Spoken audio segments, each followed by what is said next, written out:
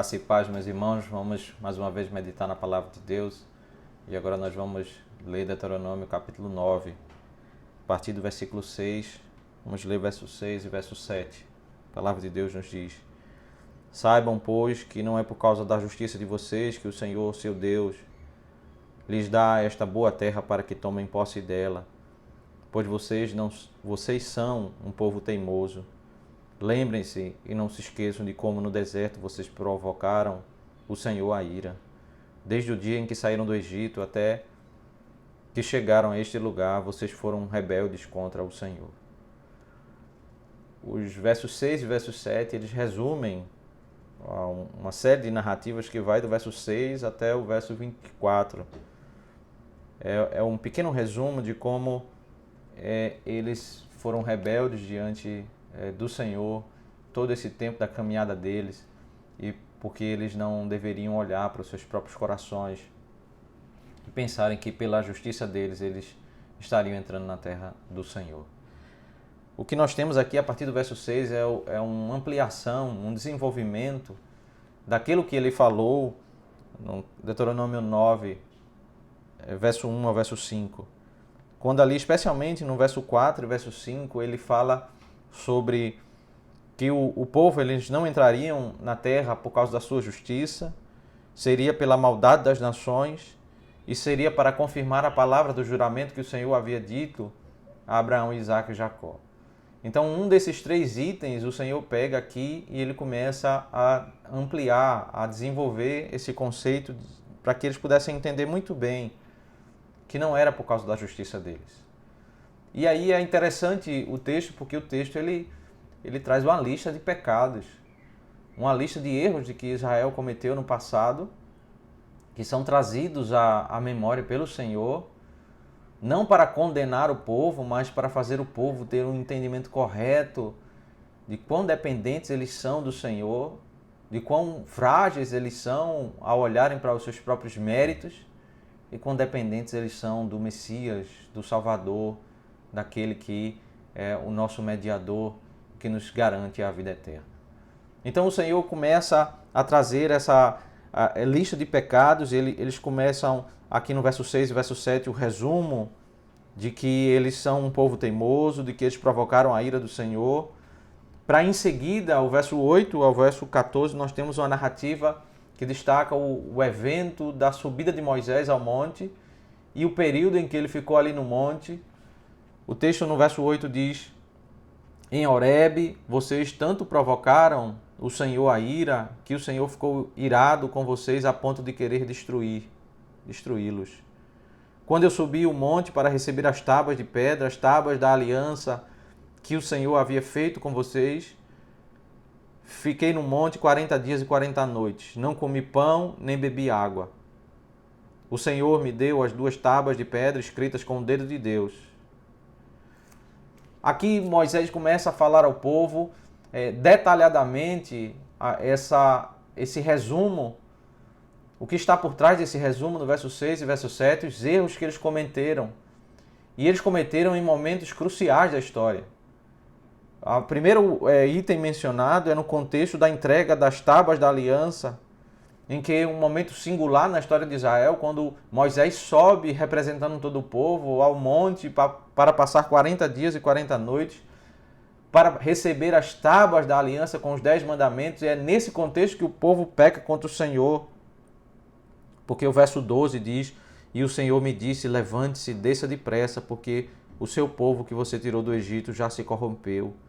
Bem depressa se desviaram do caminho que lhes ordenei. Fizeram uma imagem fundida para si.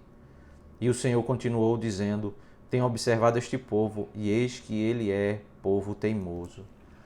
É a primeira evidência de que Israel é caracterizado por um passado não de boas obras, um passado em que ele pode com certeza dizer que não tem mérito nas suas conquistas, na sua salvação, é porque aquele evento em que o Senhor entrega as tábuas da lei, eles foram rebeldes, eles foram teimosos, eles se rebelaram enquanto o Senhor estava entregando a lei a Moisés, eles estavam embaixo do monte se rebelando. A partir do verso 15, o texto começa a narrar o momento em que Moisés desce do monte. Então me virei e desci do monte, que estava em chamas. As 2 tábuas da aliança estavam nas minhas mãos. Olhei e eis que vocês haviam pecado contra o Senhor, seu Deus, tinham feito para si um bezerro de metal fundido. Bem depressa vocês se desviaram do caminho que o Senhor lhes havia ordenado. Então peguei as 2 tábuas e as joguei no chão, quebrando-as diante dos olhos de vocês. Alguns aspectos que deixam em destaque essa rebelião, essa teimosia do povo de Israel. Primeiro é a repetição desse termo depressa.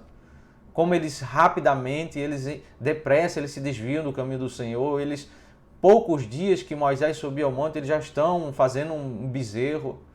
Eles já estão cometendo ato de idolatria, a corrupção da adoração.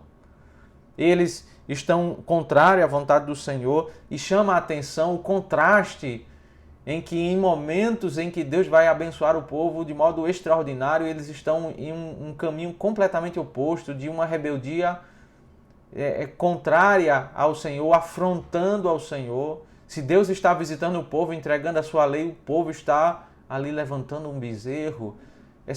Isso marcou a história do povo de Israel, de tamanha rebeldia que eles tinham. Depois, o verso 21, ainda concluindo essa narrativa da descida de Moisés, o verso diz: depois peguei o pecado de vocês, aquele bezerro que vocês tinham feito, o queimei e o esmaguei, moendo bem até que se desfez em pó, e o pó eu joguei no ribeiro que descia do monte. Moisés relembra quão irado ele ficou por aquele erro que o povo cometeu, porque eles haviam se apartado dos caminhos do Senhor. Enquanto Moisés estava recebendo as tábuas, eles estavam fazendo aquilo que é pecaminoso e provocando a ira tanto de Moisés como a ira do Senhor. E não somente isso, mas no verso 22 ao 24 temos como que uma conclusão dessa lista de pecados, uma referência a vários episódios. Verso 22 diz: também em Taberá, em Massá e em Quibrote Atavá, vocês provocaram muito a ira do Senhor. Referência a 3 eventos de murmuração, de rebeldia do povo que eles cometeram ali na narrativa do livro de Números. O verso 23 diz: também quando o Senhor vos enviou a Cades Barnea dizendo: e tomem posse da terra que lhes dei, vocês se rebelaram contra o mandato do Senhor, seu Deus, e não creram nem obedeceram a sua voz. E aí o verso 24 resume toda essa narrativa. O resumo é: vocês têm sido rebeldes contra o Senhor desde o dia em que os conheci. Do Monte Sinai, na caminhada deles no livro de Números, no deserto que eles tiveram, até o momento que eles deveriam entrar na terra de Canaã, em Cades Barnea, ali em Números capítulo 13 e capítulo 14, eles novamente foram desobedientes e rebeldes, de tal modo que a marca deles era um povo pecador. O Senhor lembra isso para que, ao entrarem na terra e verem a boa mão do Senhor, a salvação pela graça do Senhor, ao entrarem na terra que representa a vida eterna na presença de Deus, eles entendessem que não era pelos méritos deles, não era por aquilo que eles fizeram, pelas boas obras ou mesmo pelas boas intenções que haviam nos corações deles. Mas aí é que o capítulo ele termina com a importância do mediador. O verso 25 até o verso 29 é quando Moisés ele se coloca como aquele que representa Cristo para interceder em favor do povo, e foi por isso que o povo não foi consumido, porque o mediador ele se colocou diante do Senhor para interceder, para que a bênção de Deus caísse sobre o povo. O verso 25 diz assim: fiquei prostrado diante do Senhor durante 40 dias e 40 noites. Aqui é o segundo momento em que Moisés vai subir ao monte para receber novas tábuas, para ali suplicar a misericórdia de Deus, para que Deus não destrua o povo. E ali, pela bondade de Deus, o Senhor ouve aquela súplica, aquela mediação, e o povo ele é abençoado pelo Senhor. O verso diz, ainda no verso 25, estive prostrado porque o Senhor tinha dito que queria destruir vocês. O verso 26, orei ao Senhor dizendo: ó Senhor Deus, não destruas o teu povo e a tua herança que resgataste com a tua grandeza, que tiraste do Egito com a mão poderosa.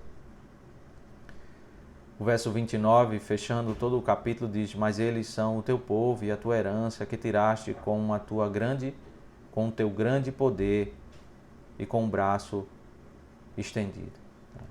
Moisés ora ao Senhor, suplica a sua misericórdia, e como aquele que representa Cristo, ele alcança favor diante do Senhor, e o povo é favorecido não pela sua justiça, mas porque o mediador, naquele em quem tem justiça, Cristo, ele consegue o favor do Senhor, o Deus de justiça.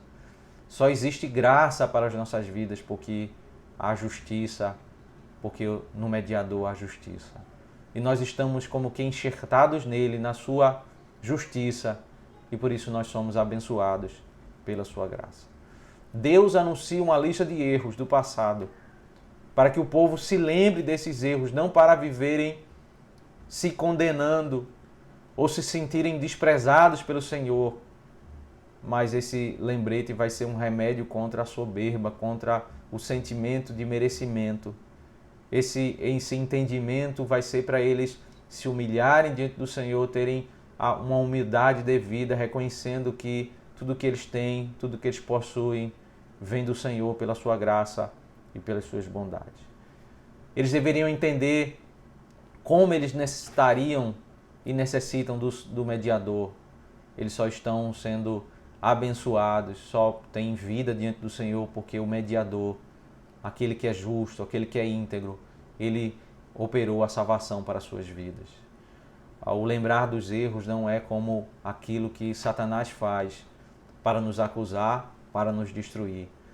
Deus faz o povo se lembrar desses erros para que eles reconheçam que a glória, o poder e a força deles vem do Senhor. Que o Senhor Deus nos abençoe e nos faça reconhecer a sua grandeza, a glória do nosso mediador, Cristo Jesus, que é por meio dele que nós podemos ter confiança de nós entrarmos na sua presença, na presença do Deus eterno e termos paz em nossos corações. Que o Senhor Deus nos abençoe. Oremos ao Senhor. Senhor Deus, nós te damos graças pela tua bondade, te damos graças pelo teu favor e pedimos, ó Deus, que o Senhor faça essas verdades estarem firmes em nossos corações, de como nós carecemos do nosso mediador Cristo Jesus e como nele, ó Deus, nós temos confiança de estarmos na tua presença. Isso que nós te oramos e nós te agradecemos, e em nome dele nós te suplicamos, em nome de Cristo. Amém.